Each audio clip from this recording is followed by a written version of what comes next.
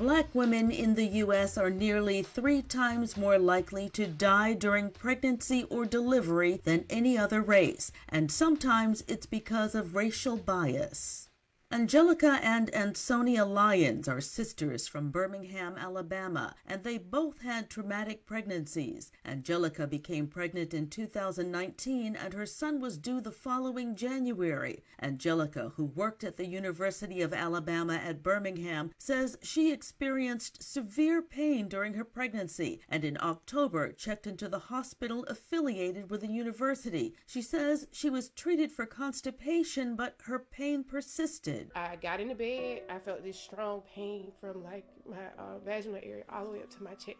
I screamed. That was literally the beginning of literally them constantly leaving me in pain. Angelica says her pleas for help were shrugged off even after vomiting bile, and she was repeatedly sent home from the hospital because doctors and nurses claimed she was experiencing normal contractions. She says she wasn't taken seriously until a searing pain shot through her body and her baby's heart rate plummeted. She was rushed into delivery 2 months before her due date. Angelica says she was on life support for 3 days and almost didn't make it. It's scary knowing that I could have died. I couldn't, that my mom, my sister, my ex-husband would have to be, taking care of my son, and I wouldn't be here.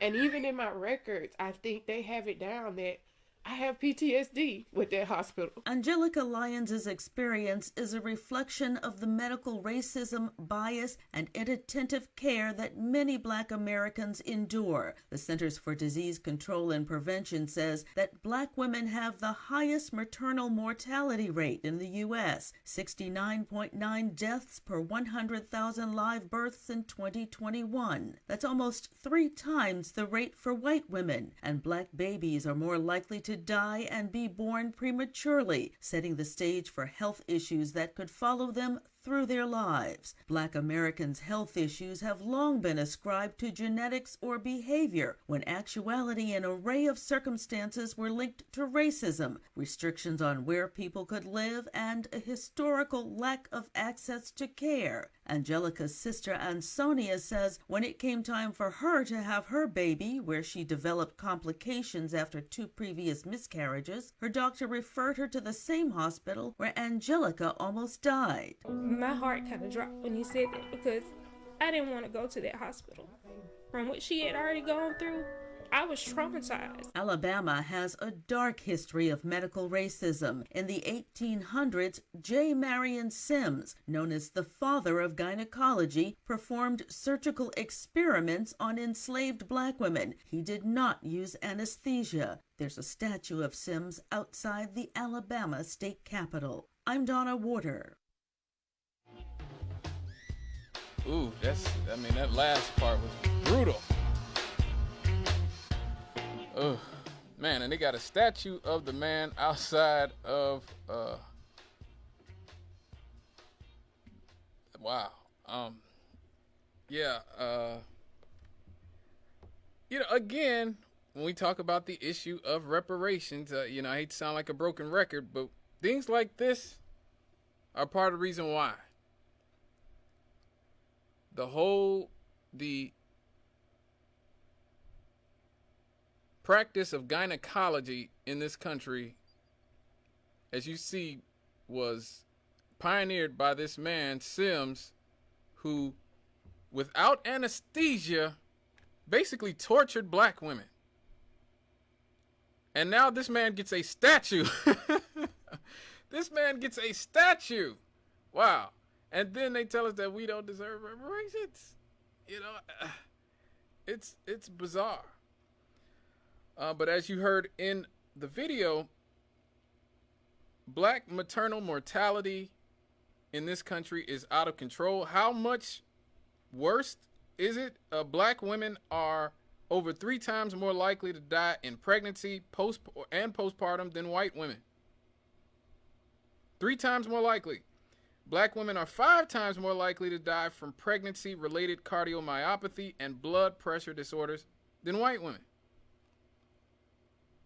That's how bad.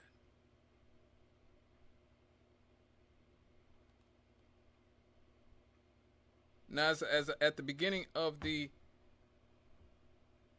show, I talked about Tori Bowie, who was a U.S. Olympic champion sprinter. She won 3 gold medals at the 2016 Rio Olympics. And she was only 32 years old. She was found dead in her home. The report from the Office of the Medical Examiner in Orlando, Florida, said that she was estimated to be 8 months pregnant and showing signs of undergoing labor when she was discovered dead on May 2nd. It was said that she was found in bed in a secured residence with possible complications, including respiratory distress and eclampsia. The autopsy report said the matter of death was natural. So again, this woman was a champion sprinter. Won 3 medals in the 2016 Rio Olympics. She was only 32 years old, and childbirth took her out.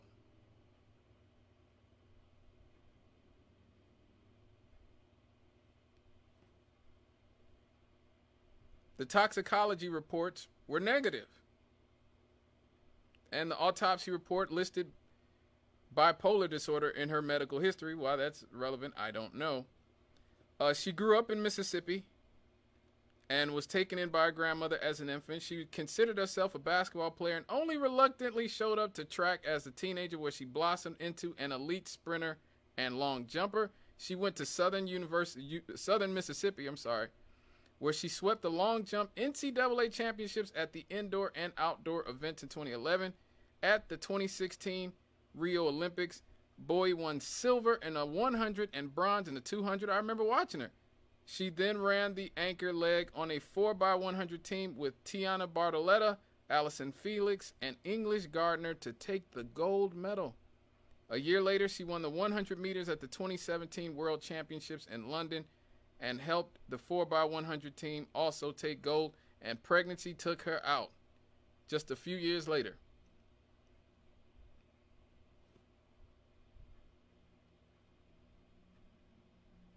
Because we have such huge discrepancies, huge disparities in healthcare in this country. It's another one of the reasons why I talk about universal healthcare as essential, as fundamental.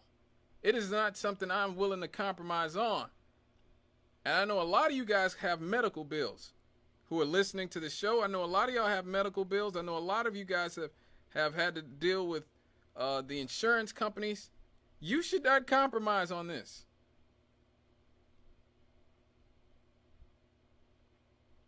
Joe Biden has said that if universal health care comes across his desk, he'll veto it.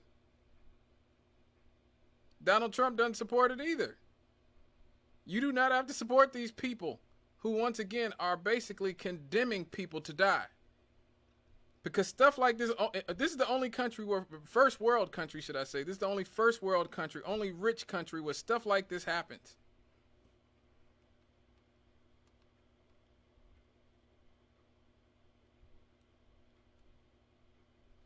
We have a thoroughly sick population because people can't afford to go see doctors. And medical professionals, oftentimes, and when they do, they get the runaround, because in America, our medical system is based on profit. That's what it is. That's the only thing it's based on. It's based on profit. As Chris Rock said, the money's not in the cure. The money is in the medicine. And so you get huge discrepancies in communities where we don't have wealth, like the black community. Which is why black women are 5 times more likely to die from pregnancy-related cardiomyopathy and blood pressure disorders than white women.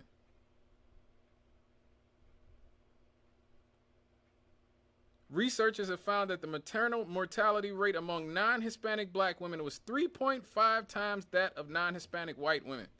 This is a dramatic increase from previous analysis based on standard medical codes that found that black women faced a maternal death rate 2.5 times that of white women. according to Marion McDormand of the Maryland Population Research Center at the University of Maryland, who led this study. The new analysis also revealed that these disparities were concentrated among a few causes of death: postpartum cardiomyopathy, a form of heart failure, hold on caller, and the blood pressure disorders preeclampsia and eclampsia were leading causes of maternal death for black women, with mortality rates 5 times those of white women.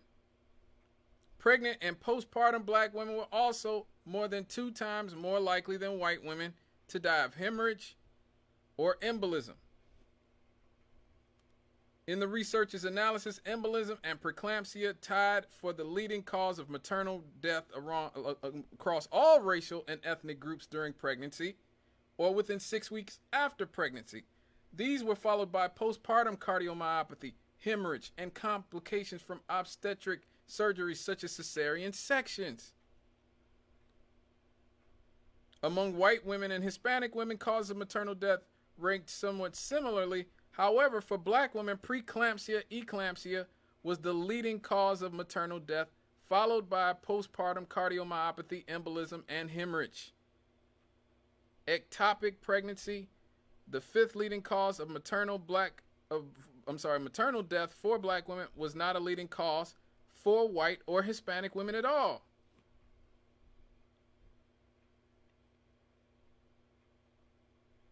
The study also found that late maternal deaths, those occurring between 6 weeks and 1 year postpartum, was 3.5 times more likely among black women than white women.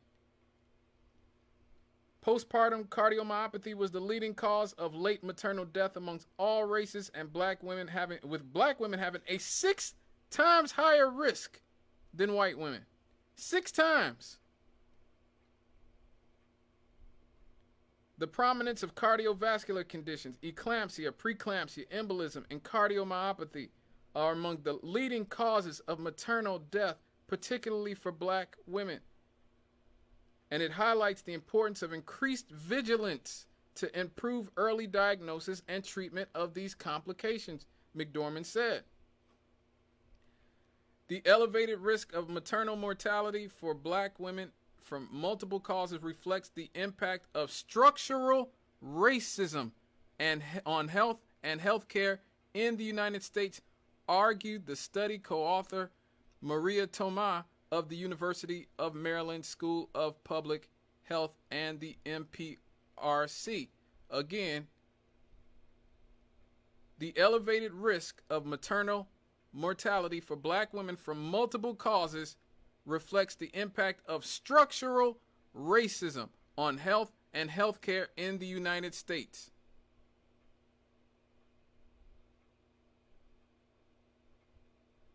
Further research into the experiences of people of color can inform efforts to improve healthcare systems and thus improve the birthing experience for everybody involved.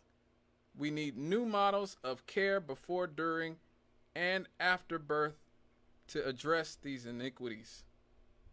That is what the study found, folks.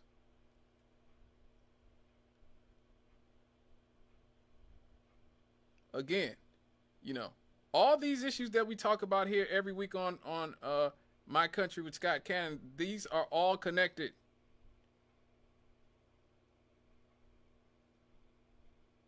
They all go back to wealth and the lack thereof in communities like this very one I'm sitting in right now. In East Chicago, Indiana, and Hammond, and all these other places. Generations and generations of structural racism, dooming our mothers, sisters, daughters to death.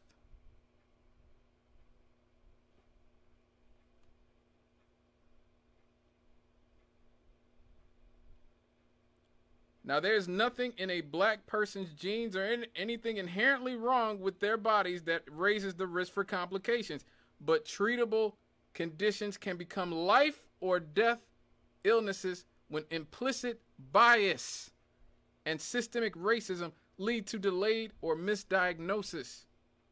delayed or withheld treatment, disparities in access to health education. Now, I know a lot of you out there listening are nurses, are doctors, work in the medical field. What can medical care providers do to reduce black maternal mortality rates? The short answer is control the things that you can control by treating every patient that you encounter with dignity and respect. What does that mean? It means listening to black patients and change the culture of medicine. Find out what the patients need and meet them where they are. They always need to provide quality care to black mothers and birthing parents. I hate that term. And not just focus on maternal death and complications during pregnancy. And this one is very important, and why we need universal health care in this country. We have to improve the overall health of all women of reproductive age in this country. We need to provide a full spectrum of care during the entire reproductive life cycle through family planning, preconception, conception, postpartum, as well as managing chronic conditions like heart disease, high blood pressure, diabetes, obesity, and mental health disorders. Now, we talked just last week. Last week, you could look at you can either find the archives here on WLTH Radio on Facebook, or you can look through my my personal YouTube page where I had the segment on how obesity became so prevalent in our communities. I played the video of Callie Means, who used to work for Coca-Cola, and how they specifically paid off the NAACP and National Hispanic Federation to call anybody who tried to stop easy access of pop and unhealthy foods racist. He said we literally paid the NAACP and the National Hispanic Federation to call anybody who's trying to stop us from saturating our product throughout these communities racist. He called it diabetes water. Like I said, go through the archives on my YouTube page, Scott Cannon WLTH. Is from just last week, where I talk about obesity. But here we are. Obesity. Obesity is one of the factors that makes black women so susceptible to dying from pregnancy.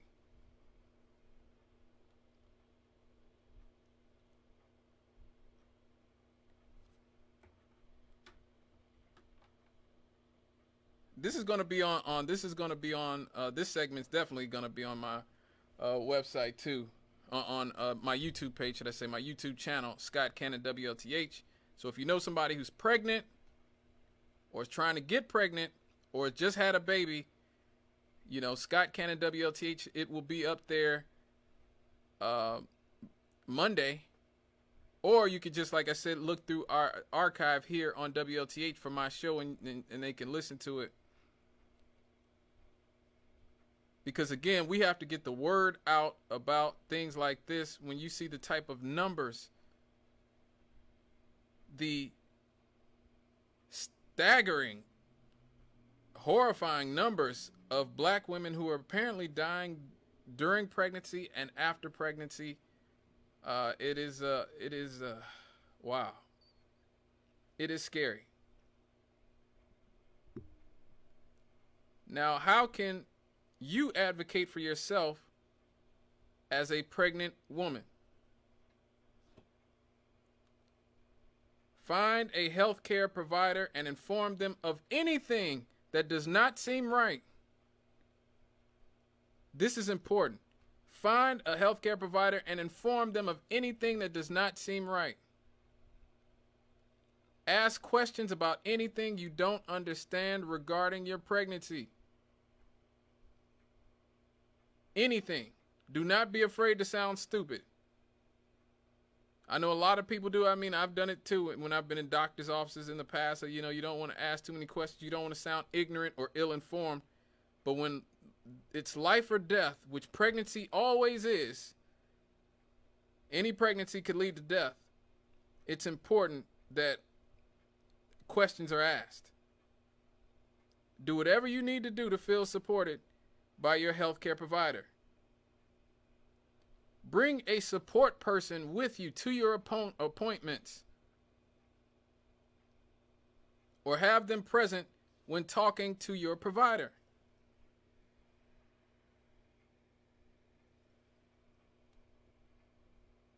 Review your visit notes and plan your visit. Studies show that most patients retain only part of the information discussed during their visit. Now, with shared notes, you have an opportunity to review your electronic chart at all times.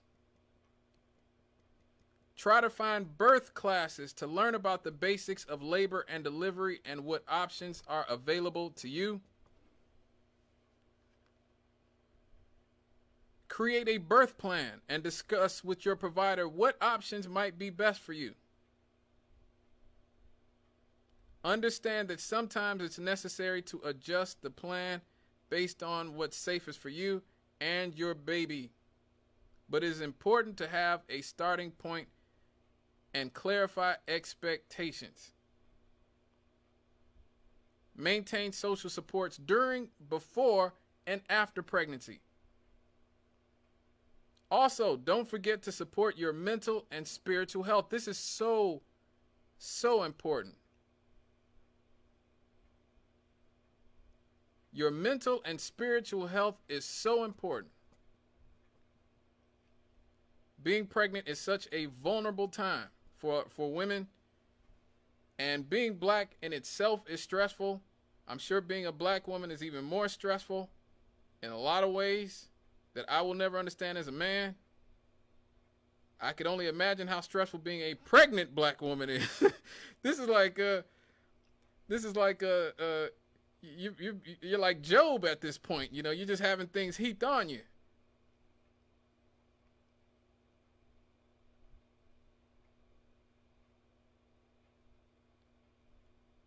It is important to take care of your mental and spiritual health. They said Tori Bowie was bipolar. She had been dealing with some mental issues in the past, unfortunately. You know, living in this country nowadays, who isn't? Who isn't dealing with mental health problems, like I said, but you heap that on top of being black and being a woman and being pregnant. I could only imagine the amount of torment that woman felt within herself at the point where she was alone, going into labor by herself. Man, it's so tragic, unbelievably tragic. If you can connect with a therapist or a faith healer, somebody in your community, if you got a pastor, talk to your pastor. Talk to your pastor's wife.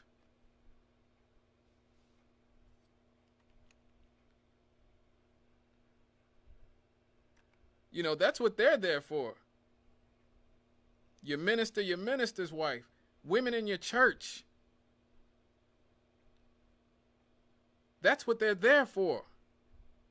Your mental and spiritual health is just as important as your physical health, folks. Especially when you're in that vulnerable state.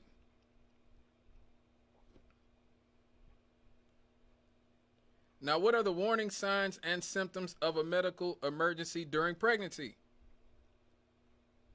You should reach out to your medical provider right away if you have any of these symptoms.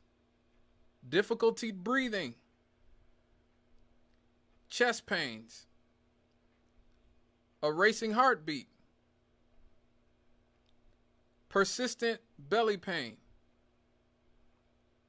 persistent pain under your right breast, persistent headache, if you have heavy vaginal bleeding, if you're feeling less movement from your baby, and you're seeing visual disturbances such as flashes of light, dark spots, or loss of vision. If you experience any of these, go reach out to your medical provider right away.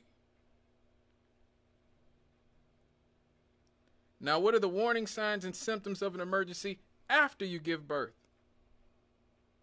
Remember, you know your body better than anyone else. If something does not feel right or you are having a hard time adjusting to having a baby, reach out for help. Seek help immediately if you are experiencing headaches that won't go away with over-the-counter medicine. If you are dizzy,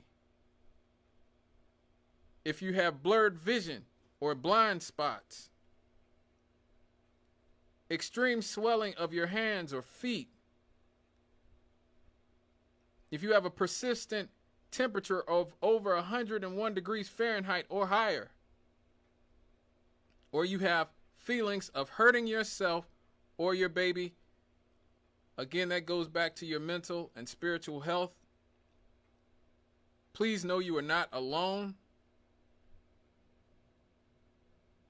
Like I said, that's what all these churches are for. I mean, we got churches on every corner in the black community. Churches and liquor stores. You gonna always have those.